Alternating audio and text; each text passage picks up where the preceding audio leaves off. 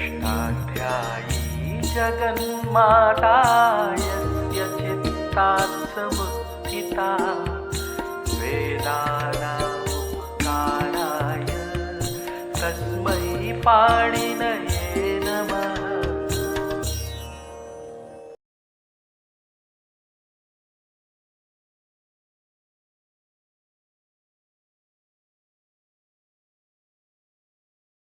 नमः पाणिनये। हम लोग पौष्पी प्रक्रिया के अनुसार धातुओं से प्रत्यय लगा रहे हैं। तो आधातु प्रत्ययों के हमने दो हिस्से किए। पहले अनेक प्रत्यय से एक प्रत्यय।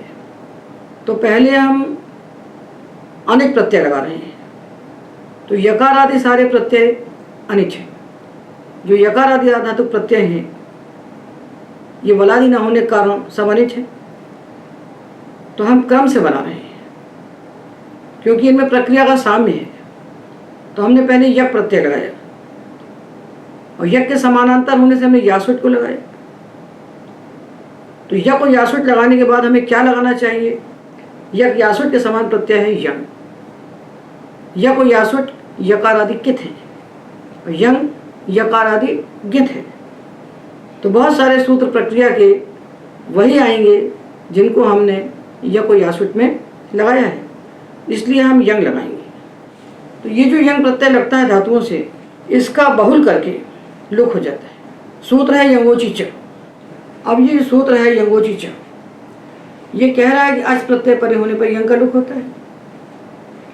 और बहुलम छंदसी से बहुलम की अनुवृत्ति तो आई और छंदसी की अनुवृत्ति नहीं आई, ऐसा काशिकाकार कह रहे हैं।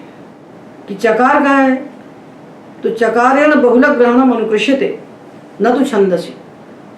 यंगोची च सूत्र है 2474। इसके ऊपर सूत्र है 2473 बहुलम छंदसी। उससे बहुलम की अनुवृत्ति तो आई और छंदस की अनुवृत्ति नहीं आई। तो क्या अर्थ हो गया? तेन छंदसी भाषायांच यंगो लुक भवति।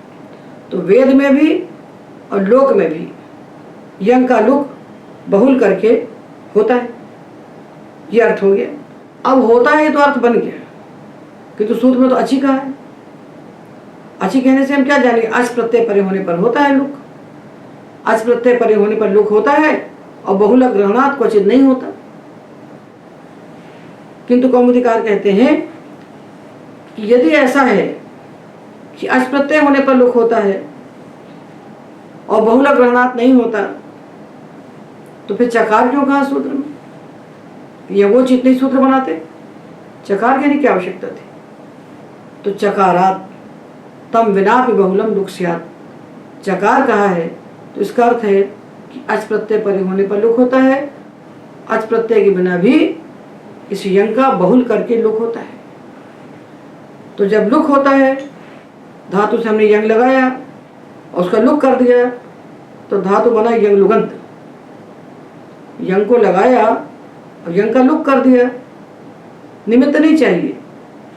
तो ये लुक कैसा हुआ? अनैमित्तिक हो गया। अच प्रत्यय परे होने पर जब होता तो उसका निमित्त अच बनता तो नैमित्तिक होता। पर चकारात तम बिना भी जब कह दिया कि चकार ग्रहण किया है तो बिना प्रत्यय के भी लुक हो जाएगा।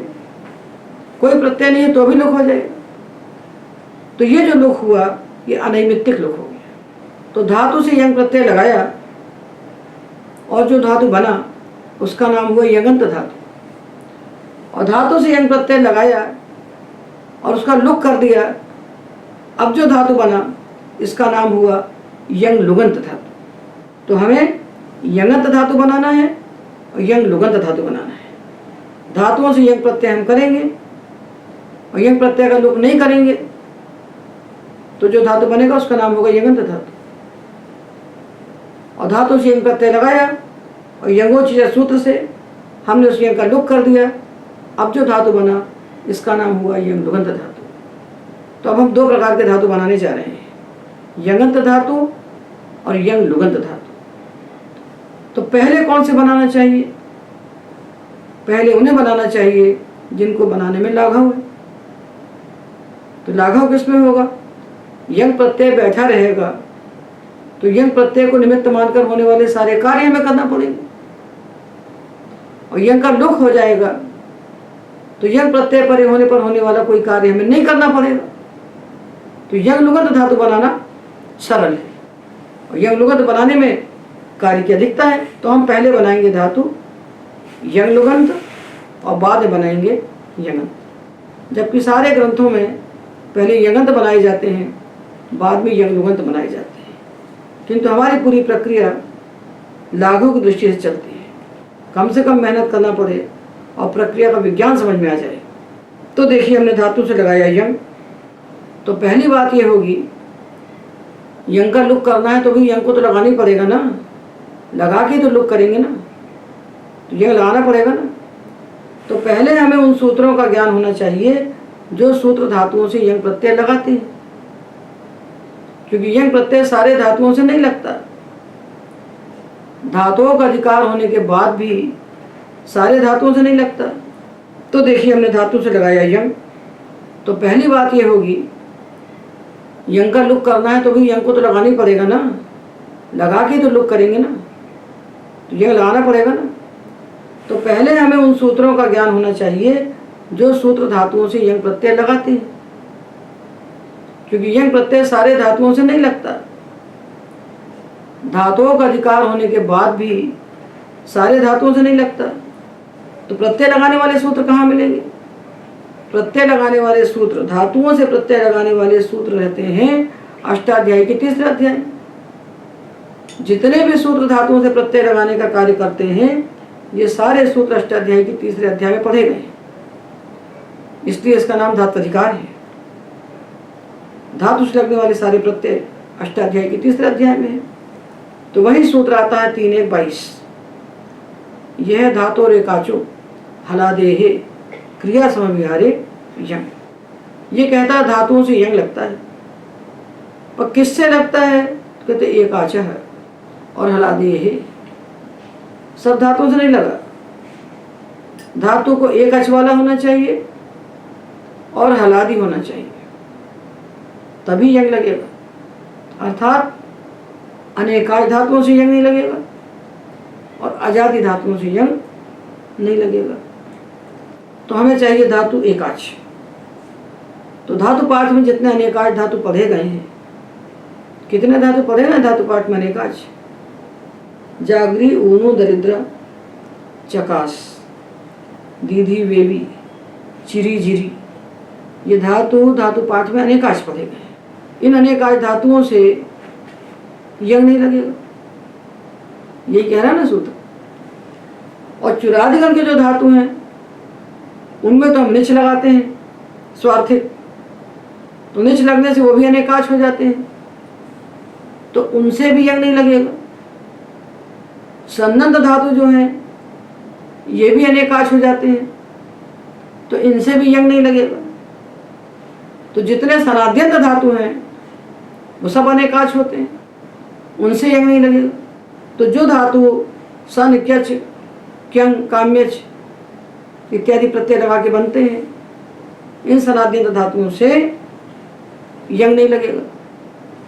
तो किससे लगेगा? जो धातु पाठ में पढ़े गए हैं उपदेशिक, उनमें से आजादी को छोड़ दीजिए और अनेकाच को छोड़ दीजिए। तो बाकी जो हलादी एकाच धातु हैं उनसे हम यंग लगाएंगे। तो यह हमको मालूम हो गया कि किस धातु से हमें यंग लगाना है और किससे यंग नहीं लगाना है। अब इसी सूत्र में एक वार्तिक आता है, ये कहता है सूची, सूत्री, मूत्री, अटति, अर्ति, अशूर्णोति नाम यंग वक्तव्य। कुछ अनेकाच धातु हैं उनसे भी यंग लगता है।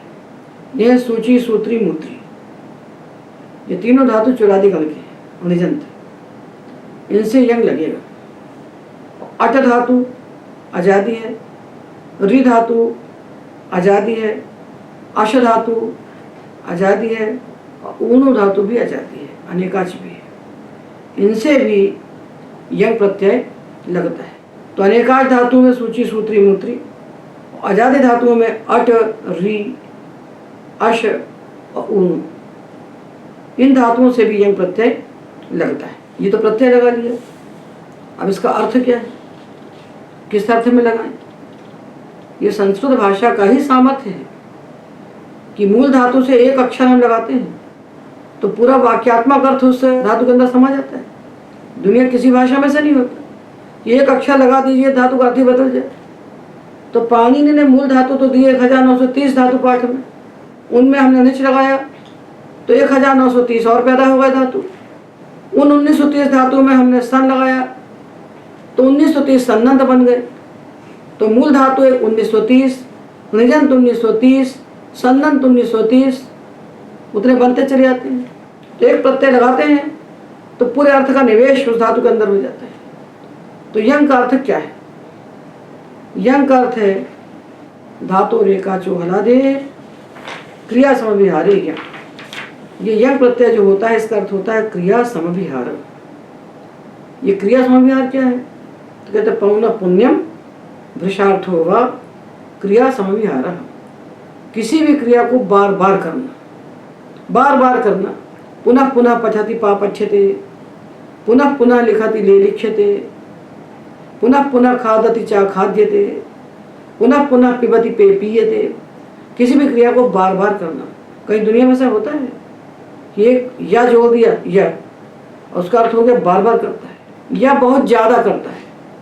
भृशम करोति, तो पौन पुण्यम भृषार्थो वा क्रिया समभिहारः। पुनः पुनः पठति पापच्छते या भृशम पठति पापच्छते, बार बार पढ़ता है या बहुत ज्यादा पढ़ता है।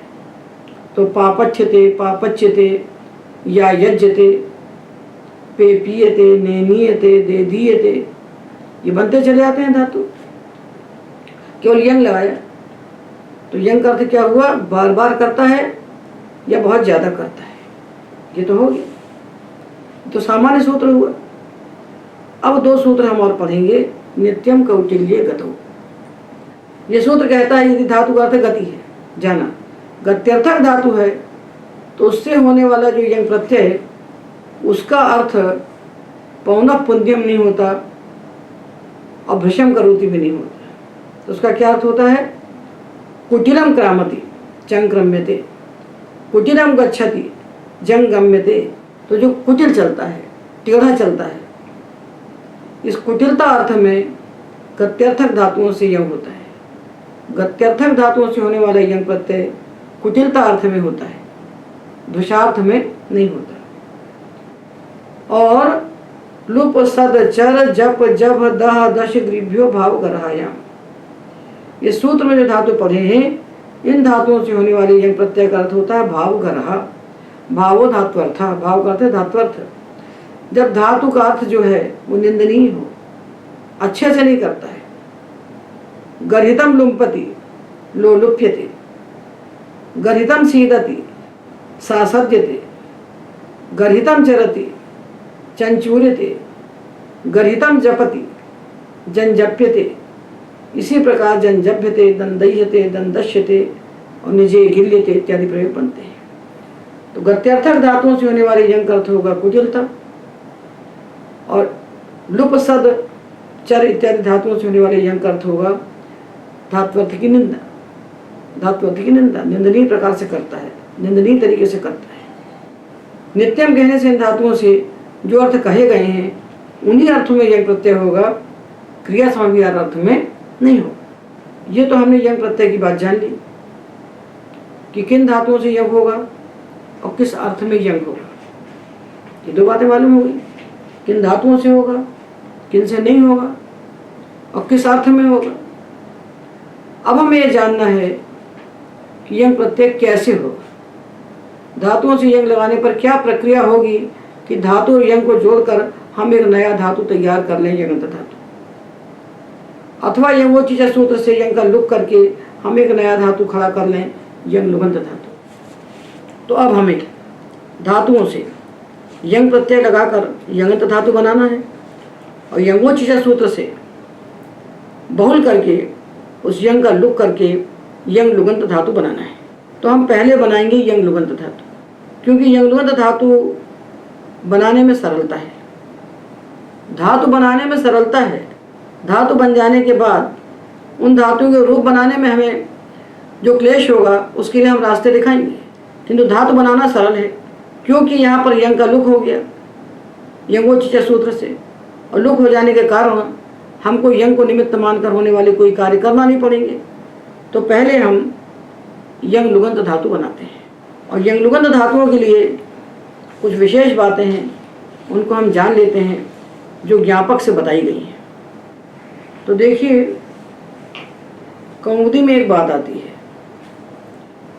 यकार वकार अंतानाम तु ऊच भाविनाम यंगलुग नास्ति इति छोशूदनुनासी के च इति सूत्रे भाष्य ध्वनितम। छोशूदनुनासी के च सूत्र का जो भाष्य है उससे यह ध्वनित होता है भाष्यकार की बात से कि जो धातु वकारांत है उन धातुओं से यंगलुगंत धातु नहीं बनाई जा सकती। इस बात को कैयक ने भी स्पष्ट किया है। तो इसका यह तात्पर्य है, जिन वकारांत धातुओं के वकार के स्थान पर छोश ऊट से ऊट होता है उन वकारांत धातुओं के यंगलुगंत धातु नहीं बनाई जा सकती। ऊट करने वाले अष्टाध्यायी में 2 सूत्र हैं, 6 4 19 है छोशूदनुनासी के च, और दूसरा है 20 ज्वर त्वर स्त्रिवि अभिमवाम उपधायाश्च। ये 2 सूत्र हैं, ये ऊठ करते हैं। तो जिन धातुओं के वकार को छोश ऊट सूत्र से ऊठ होता है उन धातुओं के यंगलुगंत रूप नहीं बनाए जाते। और जो मव्य धातु है, मव्य धातु के यकार का लोप हो जाता है लोपो वेरवली से, तो ये भी वकारांत हो जाता है, इसके भी यंगलुगंत रूप नहीं बनते हैं। तो पहले ये निर्णय कर देना चाहिए कि किन धातुओं के यंगलुगंत हम बनाएंगे और किन धातुओं की यंगलुगंत हम नहीं बनाएंगे।